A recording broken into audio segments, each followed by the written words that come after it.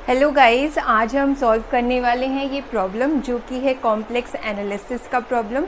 इसमें हमें इस टाइप की इंटीग्रेशन की वैल्यू निकालनी है, वो भी आपका रेसिड्यू थ्योरम का यूज़ करके। सो रेसिड्यू थ्योरम मैं ऑलरेडी बता चुकी हूँ, एक बार फिर से बता देती हूँ। रेसिड्यू थ्योरम के लिए आपको क्या होना चाहिए, एक फंक्शन होना चाहिए जो कि एनालिटिक हो, सिंपल क्लोज्ड कंटूर सी के अंदर और बाउंड्री पर, एक्सेप्ट कुछ सिंगुलर पॉइंट्स पर। कुछ सिंगुलर पॉइंट्स को छोड़कर हमारा फंक्शन पूरे सिंपल क्लोज्ड कंटूर में एनालिटिक होना चाहिए। तब हम निकाल सकते हैं इस टाइप की इंटीग्रेशन की value. Integration along the simple closed contour C F Z D Z, और ये किसके बराबर होगा, 2 pi I and sum of residues. जितने भी आपके सिंगुलर पॉइंट्स हैं उन सभी पॉइंट्स पर जो रेसिड्यू है उसके सम के बराबर होगा। ओके, लेकिन आपको ध्यान ये रखना है कि जो भी आप सिंगुलर पॉइंट ले रहे हैं वो सिंगुलर पॉइंट आपके सिंपल क्लोज्ड कंटूर के अंदर होने चाहिए, उन्हीं का रेसिड्यू यहाँ पर आपको सिर्फ लेना है। Okay, so this is residue theorem.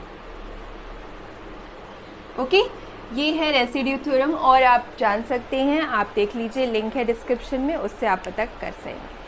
अब हमें ये ही रेसिड्यू थ्योरम का यूज़ करके इस इंटीग्रेशन की वैल्यू यहाँ निकालनी है। तो सबसे पहले आप देख लीजिए, यहाँ पर हमें दिया हुआ है सिंपल क्लोज कंटूर सी जो कि है mod Z is equals to 1। ये क्या रिप्रेजेंट कर रहा है, this is representing a circle with centre, origin and radius 1/2। तो हम ये ड्रॉ कर लेंगे। नंबर ये ले लीजिए आप, X Y axis complex plane, इसमें हम ले लेंगे सेंटर, ओरिजिन और रेडियस 1/2। इस रेडियस को लेकर हम एक सर्कल ड्रॉ कर लेंगे और यही सर्कल को नाम देंगे mod Z is equals to 1/2। So ये है हमारा सिंपल क्लोज कंटूर सी। इस कंटूर के अलोंग हमें इस इंटीग्रेशन की वैल्यू निकालनी है। तो सबसे पहले हम देखेंगे कि इस फंक्शन का सिंगुलर पॉइंट कहाँ है। फंक्शन क्या है आपका, z+1 divided by z⁴ minus 2z³। इस फंक्शन के सिंगुलर पॉइंट्स कहाँ हैं ये हमें सबसे पहले निकालना है, क्योंकि रेसिड्यू थ्योरम में रेसिड्यू निकालने के लिए सिंगुलर पॉइंट्स चाहिए, और वो भी सिंगुलर पॉइंट्स आपको कंसीडर करने हैं जो इस सिंपल क्लोज कंटूर के अंदर हो। ओके, सो यहाँ सॉल्यूशन लिखने के लिए for the singular points of the function, ठीक है, ये है हमारा function z+1 divided by z⁴ minus 2z³। इसके सिंगुलर पॉइंट्स के लिए आपको क्या करना है, डिनोमिनेटर को 0 ले लेना है। यहाँ से z³ कॉमन आ जाएगा तो ये हमारे पास आ जाएगा z is equals to 0 and z is equals to 2। यहाँ पर आप देख सकते हैं z⁴ है, मीन्स आपके 4 रूट्स आएंगे इस इक्वेशन के। सो ये आपका कितने बार है, थ्राइस है। z इज इक्वल्स टू 0 आपका 3 बार है। ओके, एंड ये जो z इज इक्वल्स टू 2 है ये वंस है। तो इस तरह से आपको 4 zeros मिल गए। ये हमारे सिंगुलर पॉइंट्स हैं। Okay, these are the singular points of the function this. यहाँ पर आप ले सकते हैं कि z of F Z, function मान लीजिए उसको एफ जेड। सो ये है हमारा फंक्शन, इसके सिंगुलर पॉइंट्स हमारे आ चुके हैं। एक है z इज इक्वल्स टू 0 जिसका ऑर्डर 3 है, z is equals to 2 of order 1। Simple, ठीक है। अब आप देख लीजिए इन दोनों सिंगुलर पॉइंट्स में से कौन से सिंगुलर पॉइंट्स आपके सिंपल क्लोज्ड कंटूर के इनसाइड है। सिर्फ उन्हीं का रेसिड्यू आपको लेना है और यहाँ ऐड करना है। तो आप देख सकते हैं z इज इक्वल्स टू 2 तो आउटसाइड चला जाएगा, आउटसाइड होगा आपके सिंपल क्लोज कंटूर सी के बाहर। सिर्फ z इज इक्वल्स टू 0 अंदर है।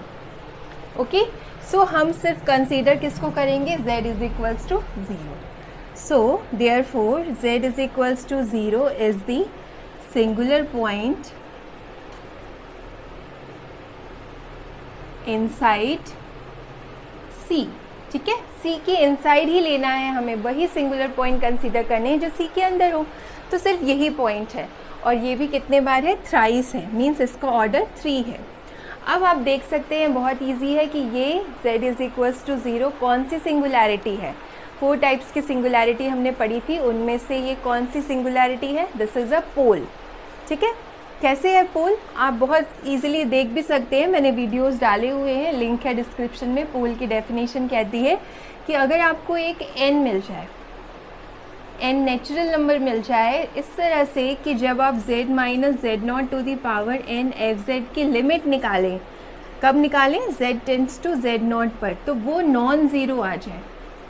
ठीक है, कोई भी a हो बट नॉन ज़ीरो हो, तब आपके इस फंक्शन का सिंगुलर पॉइंट होता है at a point z not of order n। Singular point नहीं मीन्स पोल होता है। ठीक है, सिंगुलर पॉइंट तो है लेकिन F Z has a pole of order n at a point z not. ये कहता है पोल की डेफिनेशन। तो यहाँ पर हम हैं 3।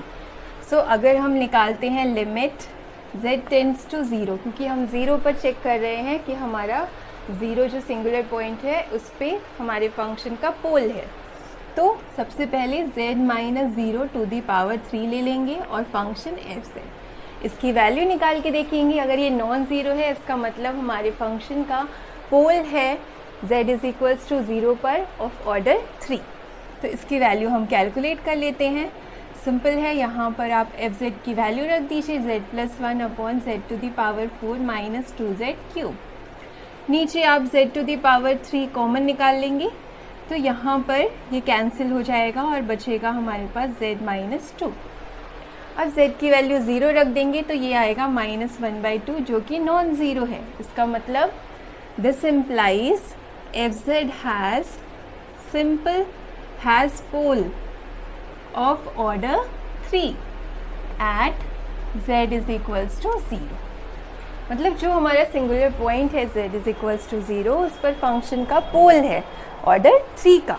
अब हमें रेसिड्यू निकाल लेना है। तो रेसिड्यू कैसे निकालते हैं आपको मैंने बताया है कि रेसिड्यू उस टाइप के फंक्शंस, रेसिड्यू अगर हमें निकालना है किसी फंक्शन का जिसका पोल है ऑर्डर m का, मान लेते हैं z नॉट पर m ऑर्डर का पोल है, तो उसके लिए आपको रेसिड्यू का फॉर्मूला होता है limit z tends to z not. Okay, then आपको 1 upon m minus 1 factorial D m minus 1 differentiation करना है। m माइनस 1 टाइम्स किसका करना है? आपको लेना है यहाँ पर z minus Z not to the power m F Z. इसका डिफ्रेंसीशन m माइनस 1 टाइम्स करके इससे मल्टीप्लाई करके फिर आपको लिमिट लेनी है। वो जो वैल्यू आएगी that is the residue of the function F Z at a point z not, जिसका z नॉट लेकिन पोल है ऑफ ऑर्डर m, उसका ये फॉर्मूला है। ठीक है, सो रेसिड्यू निकाल लेते हैं फंक्शन एफ जेड का पॉइंट 0 पर। ठीक है, 0 पर हमें चाहिए ना, देखिए। सो ये हो जाएगा लिमिट z टेंड्स टू 0 और हमारी m की वैल्यू यहाँ 3 है। सो 3 ओके 1 अपॉन 3 माइनस 1 हो जाएगा 2 फैक्टोरियल और डिफ्रेंसीशन हम 2 टाइम्स करेंगे। और किसका करना है आपको? सबसे पहले z minus 0 to the power 3 लेना है, तो हम यहाँ ले लेंगे ये और एफ जेड रख देंगे z plus 1 upon Z to the power 4 minus 2z cube. इसको सॉल्व कर लीजिए, आपको मिल जाएगा रेसिड्यू। तो सॉल्व करना बहुत इजी है, जस्ट सबसे पहले आप कैंसिल कर दीजिए यहाँ से, तो ये हो जाएगा सेकेंड ऑर्डर डेरिवेटिव किसका? z plus 1 upon Z minus 2 का।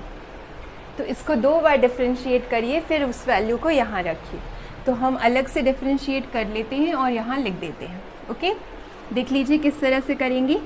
एक बार करेंगे डिफ्रेंशिएशन इसका, तो यहाँ पर आप डिवीजन रूल लगाएंगे, ये हो जाएगा स्क्वायर z माइनस 2 और इसका करेंगे तो 1 माइनस z प्लस 1, इसका भी 1। सो इस तरह से ये कैंसिल हो जाएगा z और ये माइनस 1 और माइनस 2 हो जाएगा minus 3 upon z minus 2 to the power 2। ये एक बार डिफ्रेंसीशन आ गया। अब हमें फिर से करना है इसका सेकेंड ऑर्डर करने के लिए, तो इसका कर लेंगे फिर से। बहुत इजी है, -3 कांस्टेंट है, बाहर ले लीजिए और आप इसका डिफ्रेंसीशन कर दीजिए। पहले इसको ऊपर ले जाएंगे, -2 हो जाएगा, फिर करेंगे आप तो ये -2 आगे आएगा, z-2 की पावर 1 कम हो जाएगी, ठीक है, और z का डिफ्रेंसिएशन 1 हो जाएगा। सो ये आपका आ गया कितना, 3 2 6, 6 upon z-2 to the power 3। ये आ गया हमारा सेकेंड ऑर्डर डेरिवेटिव इसका। तो ये वैल्यू हम यहाँ डायरेक्टली लिख देंगे। सो रेसिड्यू हमें मिल जाएगा z टेंड्स टू 0, 1/2, ये वैल्यू कितनी है, 6 upon z-2 to the power 3। अब आप z की वैल्यू 0 रख दीजिए, लिमिट रख दीजिए, तो यहाँ 0 रख देंगे, यहाँ पर आएगा 1/2 और 6 अपॉन -2 टू दी पावर 3। जब आप लिमिट रख देंगे z टेंड्स टू 0, तो यहाँ पर ये होगा 1/2, 6 अपॉन -8, 2 3 ज़ा 6, तो ये -3/8। This is the residue of the function F Z at a point z is equals to 0, और जो कि पोल है ऑर्डर 3 का। सो अब हम लगा सकते हैं रेसिड्यू थ्योरम।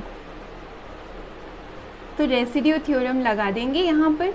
रेसिड्यू थ्योरम कहती है कि integration along the simple closed contour C F Z D Z, ये किसके बराबर होता है, 2πi and sum of residues, और वो रेसिड्यूज जिनका सिंगुलर पॉइंट, उस पॉइंट पे रेसिड्यू जो कि सिंगुलर पॉइंट इनसाइड हो आपके C के। तो यहाँ पर एक ही पॉइंट, हमारा 2 पॉइंट्स आए थे हमारे सिंगुलर पॉइंट्स 2 और 0।